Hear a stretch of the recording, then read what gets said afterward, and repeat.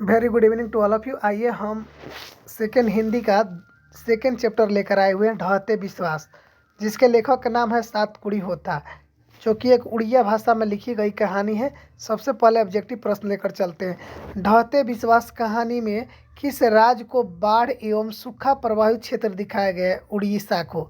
ढहते विश्वास कहानी में स्कूल कहाँ है? टीला के नीचे। आगे कहता है किस लेखक के कथा साहित्य में उड़ीसा का जीवन गहरी आंतरिकता के साथ प्रकट हुआ है? सातकुड़ी होता।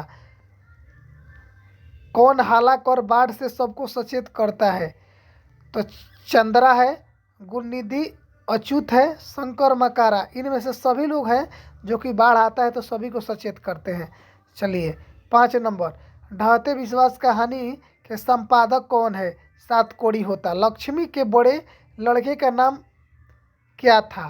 तो लक्ष्मी के बड़े बेटे का नाम अच्युत है। स्वेच्छासेवक दल का गठन किसने किया था? गुणनिधि ने। लक्ष्मण कहाँ नौकरी करता था? कलकत्ता। लक्ष्मी के पति का नाम क्या था? लक्ष्मण। किस नदी के बांध के नीचे लक्ष्मी का घर था? तो देवी नदी के। सातकोड़ी होता कथाकार किस भाषा में है? सातकोड़ी होता उड़ीसा में लिखी गई कहानी है। आगे, लक्ष्मी कहानी का केंद्रीय पात्र है। किस कहानी का? ढहते विश्वास का। बाढ़ की समस्या कहानी के केंद्र में है। माँ ढहते विश्वास नगर धरती कब तक घूमेगी? तो ढहते विश्वास। ढहते विश्वास कहानी का प्रमुख पात्र कौन है? जी लक्ष्मी। ढहते विश्वास किस भाषा में अनुमानित है? उड़ीसा। ढहते विश्वास कहानी किस लेखक द्वारा अनुदित है? ये राजेंद्र प्रसाद मिश्रा द्वारा ढहते विश्वास कहानी अनुवादित है। तुरई के फूल की तरह खिल खिल कर हंसते लोग सहसा मुरझा गए। यह पंक्ति किस कहानी की है? तो ढहते विश्वास की। बारी बारी से गांव के लड़के किसकी निगरानी करते हैं? जी देलई बांध की। लक्ष्मी अपनी दोनों लड़कियों और छोटे बेटे को सुलाकर कहाँ गई? गुहाल में। घर पर 2 लड़कियां और साल भर के लड़कों को लेकर कौन अकेली है? लक्ष्मी। सातकोड़ी होता का जन्म कब हुआ था? 29 अक्टूबर 1929 में।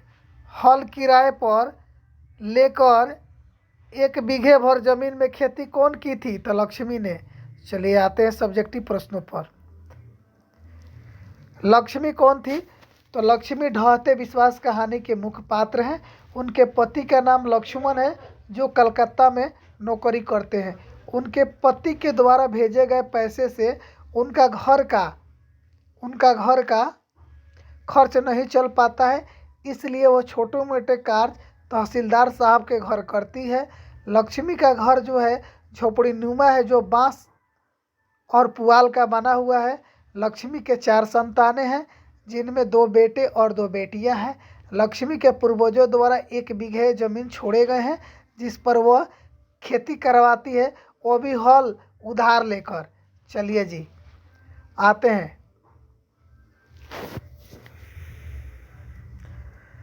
लक्ष्मी कौन थी? उसके पारिवारिक परिस्थिति का चित्र प्रस्तुत कीजिए। लक्ष्मी ढहते विश्वास कहानी के प्रमुख पात्र है। उसका पति लक्ष्मण कलकत्ता में नौकरी करता है। पति द्वारा प्राप्त राशि से उसका घर परिवार नहीं चलता है, तो वह तहसीलदार साहब के घर पर छोटे मोटे काम कर कर किसी तरह जीवन यापन कर लेती है। लक्ष्मी के पास एक छोटा सा झोपड़ी नुमा घर है, जो बांस एवं पुआल से बना है। लक्ष्मी के 4 संतानें थे, जिसमें 2 बेटे एवं 2 बेटियां थी। लक्ष्मी के पूर्वजों के द्वारा छोड़ा गया 1 बीघा खेत है। किसी तरह लक्ष्मी ने उसमें खेती करवाई। वर्षा नहीं होने से अंकुर जल गए तो कहीं धान सूख गए। कहता है कहानी के आधार पर प्रमाणित करें कि उड़ीसा का जनजीवन बाढ़ और सूखा से काफ़ी प्रभावित रहा है। कहता है उड़ीसा का भौगोलिक परिदृश्य ऐसा है कि वहाँ प्रायः बाढ़ और सूखा का प्रकोप होता रहता है। प्रस्तुत कहानी में सूखा और बाढ़ दोनों का सजीवात्मक चित्रण किया गया है। देवी नदी के तट पर बसा हुआ एक गांव, जहां कुछ दिन पहले वर्षा न होने के कारण खेतों में लगी हुई फसलें जल भून गई। हताश और विवश ग्रामीण आने वाले भविष्य को लेकर चिंतित थे कि तभी अचानक अतिवृष्टि होने लगी। लोगों की आशंकाएं बढ़ गई कि कहीं बाढ़ न आ जाए। ग्रामीण बांध टूटे नहीं, इसके लिए रात दिन उसका मरम्मत करने में लग जाते हैं, लेकिन नदी का प्रवाह बढ़ता जाता है और बांध टूट जाता है। चारों तरफ पानी फैल जाता है, तो उस क्षेत्र के लोग बाढ़ और सूखा से परिचित हो गए। आगे कहता है, कहानी में आए बाढ़ के दृश्यों का चित्रण अपने प्रस्तुत में करें। प्रस्तुत कहानी में आए हुए बाढ़ का चित्रण बड़ा ही त्रासदीपूर्ण है। देवी नदी के किनारे स्थित लक्ष्मी का गांव बाढ़ के चपेट में आ जाता है। लगातार वर्षा होना लक्ष्मी को अंदर से झकझोर देता है। मनुष्य की आवाज़, उसके शब्द, आनंद, कोलाहल सब रेत में दफन हो जाते हैं। देलई बांध टूटने से नदी का पानी चारों तरफ फैल गया है। चारों तरफ चित्कार सुनाई पड़ती है। किसी तरह अपने बच्चों को लेकर वह दौड़ पड़ती है। धारा में उसके पैर उखड़ जाते हैं। बरगद के पेड़ के सहारे किसी तरह वह जीवित रहती है, लेकिन एक जिंदा लाश की तरह वह अपने छोटे बेटों को ढूंढने लगती है, जो शायद पानी में बह गया। हिम्मत हार चुकी वह पेड़ की शाखाएं की जोड़ में फंसे एक छोटे बच्चे को उठा लेती है। वह उसका बेटा नहीं है, फिर भी वह उस नन्हे से बच्चे को अपने स्तन से सटा लेती है। चलिए जी, अगला कहता है, कहानी के शीर्षक के सार्थकता पर विचार करें। किसी भी कहानी के शीर्षक का चयन रचनाकार मुख्य घटना, पात्र, घटना स्थल, उद्देश्य एवं मुख्य विचार बिंदु के आधार पर करता है। कहानी का शीर्षक इस कहानी के मुख्य चरित्र से जुड़ा हुआ है। पूरी कहानी पर लक्ष्मी की व्यक्तित्व छाया बिखरा हुआ है। मेहनत करने वाली लक्ष्मी पति से दूर रहकर भी अपनी भरण पोषण कर लेती है। लगातार वर्षा होने से उसका आत्मविश्वास ढहने लगता है। बीती हुई बातें उसे याद आने लगती है। कथाकार ने कथानायक के माध्यम से कहानी के तथ्यों को सुंदर रूप से नियोजित किया है।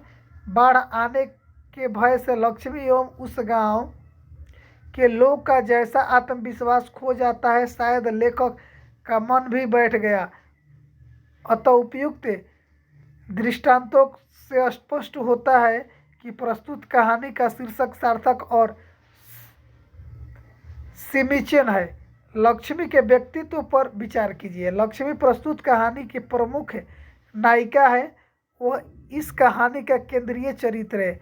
एक नारी का जो स्वरूप होता है वह इस कहानी में देखने को मिलता है। जीवन रूपी रथ का एक चक्र होने वाली पत्नी को भगबिंबा का लक्ष्मी प्रतिनिधित्व करती है। पति के बाहर रहने पर भी वह घर गृहस्थी का बोझ अपने सिर पर ढोती है। पति द्वारा प्राप्त राशि से जब घर का खर्च नहीं चलता है, तब वह तहसीलदार साहब के यहाँ काम कर खर्च जुटाती है। पहले सूखा और फिर बाढ़ के भय से लक्ष्मी घबरा जाती है।